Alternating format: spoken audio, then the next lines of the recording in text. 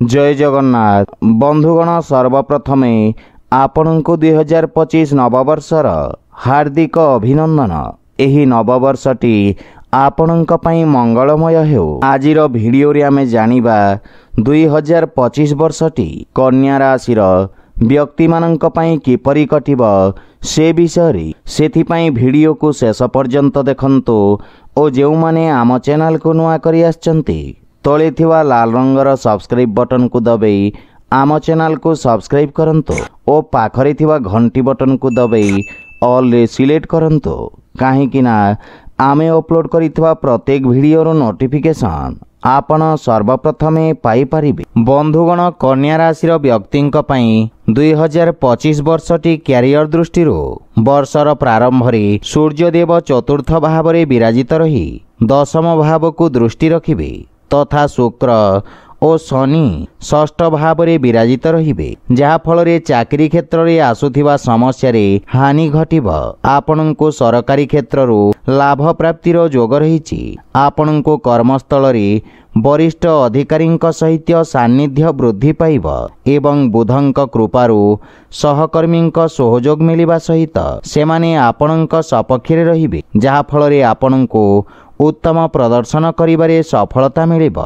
वर्षर द्वितीयार्धरे दशम भाव रे देवगुरु बृहस्पतिंक विराजित रहिबा कारणरो स्थिति आहुरी मजबूत हेबाकु लागिब किंतु आपनको अति आत्मविश्वास रु दूरेई रहिबार आवश्यकता रहिछि। वाणिज्य व्यवसाय रे जड़ित व्यक्तिंक पई 2025 वर्षटी सामान्य रहिब। वर्षर द्वितीयार्धरे शनि सप्तम भाव रे विराजित रहिबे तथा एही अवधि रे आपनको दीर्घकालीन व्यावसायिक निवेशरु लाभ प्राप्ति हेब। सेहीपरि शिक्षा दृष्टिरु कन्या राशि विद्यार्थी छात्र छात्री मानक पई 2025 वर्षटी मध्यम धरणर फल प्रदान करिब। वर्षर प्रारंभ रे मंगल एकादश भाव रे विराजित रही पंचम भाव को दृष्टि रखिबे एवं जानुआरी द्वितीयार्धरे सूर्य पंचम भाव को गोचर करिबे जहा फल रे शिक्षा क्षेत्र रे मन लागिब किंतु किछि समस्यार मध्य सामना करिबाकु पड़िब। आपनक एकाग्रता रे हानि घटिब किंतु मार्च मासरे शनिदेव षष्ठ भाव रे विराजित रही प्रतियोगी परीक्षा रे उत्तम सफलता प्रदान करिबारे सहयोग करिबे। मई मासरे राहु षष्ठ भाव को गोचर करी प्रतियोगिता रे सफलतार जोग उत्पन्न करिबे। आपनकु कठिन परिश्रम करिबाकु पड़िब। उच्च शिक्षा रे जड़ित विद्यार्थी माननकु वर्षर प्रारंभ समय रे कठिन स्थितिर सामना करिबाकु पड़िब किंतु वर्षर द्वितीयार्ध समय अपेक्षाकृत अनुकूल रहिब। बंधुगण सेहीपरि आर्थिक स्थिति दृष्टिरु कन्या राशि व्यक्तिंक पई वर्षर प्रारंभ समय रे आपनकु आमदानी और खर्च रे संतुलन बजाय रखिबार आवश्यकता रहिछि। वर्षर प्रारंभ रे मंगल एकादश भाव रे एवं देवगुरु बृहस्पति नवम भाव रे विराजित रही आपनक आमदानी को वृद्धि करिबे एवं शनिदेव शुक्रंक सहित षष्ठ भाव रे विराजित रही आपनक खर्च रे वृद्धिर संकेत देउछंती। सेथिपई खर्च रे नियंत्रण बजाय रखंतो किंतु जेबे 2025 मई मासरे देवगुरु बृहस्पति दशम भाव को गोचर करी आपनक द्वितीय भाव को दृष्टि रखिबे ताहेले आपनक संचित धन रे मध्य वृद्धि घटिब किंतु मई मासरे केतु मध्य आपनक द्वादश भाव को गोचर करिबे जहा फल रे आपनक अनावश्यक खर्च रे वृद्धि घटिब। सेथिपई विशेष सावधान रहिबार आवश्यकता रहिछि अन्यथा धन संबंधित समस्या आपनको हैरान करिब। आकस्मिक भाव रे कोनोसी अनावश्यक खर्च आपनको व्यथित करिब। सेहीपरि प्रेम जीवन दृष्टिरु 2025 वर्षर प्रारंभ रे स्थिति सामान्य संघर्षपूर्ण रहिब काहेकि ना मंगलंक पूर्ण दृष्टि पंचम भाव रे रहिब।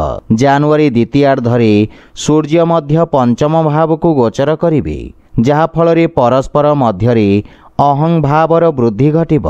परस्पर मध्यरे सामंजस्यर अभाव देखा देवा सहित वाद विवादर स्थिति देखिबाकु मिलिब।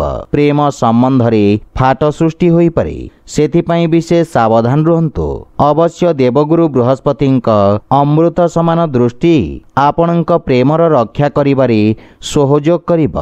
मार्च मासरे शनिदेव आपणक सप्तम भाव को गोचर करिबे तथा ही अवधि प्रेम विवाहर मध्य जोग रही। सेहीपरि वैवाहिक जीवन दृष्टि 2025 वर्षर प्रारंभ समय आपणक राशि रे केतु और सप्तम भाव रे राहु विराजमान रहिबे, जी कि जीवन साथी मध्य भूल बुझाणा उत्पन्न करिवे। बिना कारण रे मध्य वाद विवाद और जुक्तितर्कर सामना करने को पड़िबो। अवश्य देवगुरु बृहस्पति पंचम दृष्टि आपणक राशि रे थिबारु आपण निज बुद्धि और ज्ञानर प्रयोग करी समस्यार समाधान करिबारे सफल हेबे एवं वैवाहिक जीवन को उत्तम करिवे। एहा परे राहु मई मासरे षष्ठ भाव को गोचर करिवे एवं शनि मार्च मासरे सप्तम भाव को गोचर करिवे, जहा फल स्थिति सामान्य रहिबो। जीवन साथी अधिक स्पष्टवादी रहिबे एवं जीवन साथी व्यवहार रे किछि कठोरतार अनुभव करिवे, किंतु जीवन साथी हृदयरु सफा रहिबे। सेथिपाई जीवन साथी भावनार विशेष ध्यान रखंतु। सेहीपरि पारिवारिक जीवन दृष्टि 2025 वर्षटी आपणक पई उत्तम अनुकूल रहिबो। वर्षर प्रारंभ रे सूर्य चतुर्थ भाव रे विराजित रहिबे, जहा फल रे किछि पारिवारिक समस्या देखा देई पारे। एकादश भाव रे मंगल विराजित रही द्वितीय भाव को दृष्टि रखिबे, जहा फल रे परिवार सदस्यंक मध्य रे जुक्तितर्क और वाद विवादर स्थिति देखिबाकू मिलिबो। किंतु मई मासरे देवगुरु बृहस्पति आपणक दशम भाव को गोचर करिवे एवं चतुर्थ और द्वितीय भाव को पूर्ण दृष्टि रखिवे, जहा फल रे आपणक पारिवारिक जीवन रे हस खुशीर वातावरण लागि रहिबो। परिवारर वयोज्येष्ठंक आशीर्वाद प्राप्ति हेबो। शनिदेव मार्च शेष भाग रे सप्तम भाव को गोचर करी चतुर्थ और नवम भाव को दृष्टि रखिवे, जहा फल रे माता पितांक स्वास्थ्य अवस्था रे हानि घटिबो। सेहीपरि स्वास्थ्य दृष्टि 2025 वर्षर प्रारंभ समय आपणक राशि रे केतु और सप्तम भाव रे राहु विराजमान रहिबे तथा शुक्र और शनि आपणक षष्ठ भाव रे रहिबे, जहा फल रे आपणक स्वास्थ्य अवस्था दुर्बल रहिबो। स्वास्थ्य संबंधित समस्या आपणको हैरान करिबो। विशेष करी कोनोसी प्रकार संक्रमण, चक्षु बा गोड़ संबंधित स्वास्थ्य समस्या आपणको हैरान करिबो, किंतु वर्षर द्वितीयार्ध समय उत्तम अनुकूल रहिबो। ग्रहंक प्रतिकूल स्थिति आपणक स्वास्थ्य अवस्था रे सुधार करिबो। आपणक पई प्रतिकार हैला आपण शुक्रवार दिन माता श्री महालक्ष्मी बीज मंत्र जप करंतु एवं बुधवार दिन भगवान गणेशंक पूजार्चना करी दुब अर्पण करने सहित गोमाता को खाइबाकू दियंतु, शुभ फल पाइबे। तो बंधुगण, यह थिला 2025 वर्षर कन्या राशि वार्षिक राशिफल विषय। जदि भिडियोटी आपण मानकु भल लगी थाए लाइक शेयर और कमेंट करी जणांतु एवं आम चैनल को सब्सक्राइब करंतु। जय जगन्नाथ।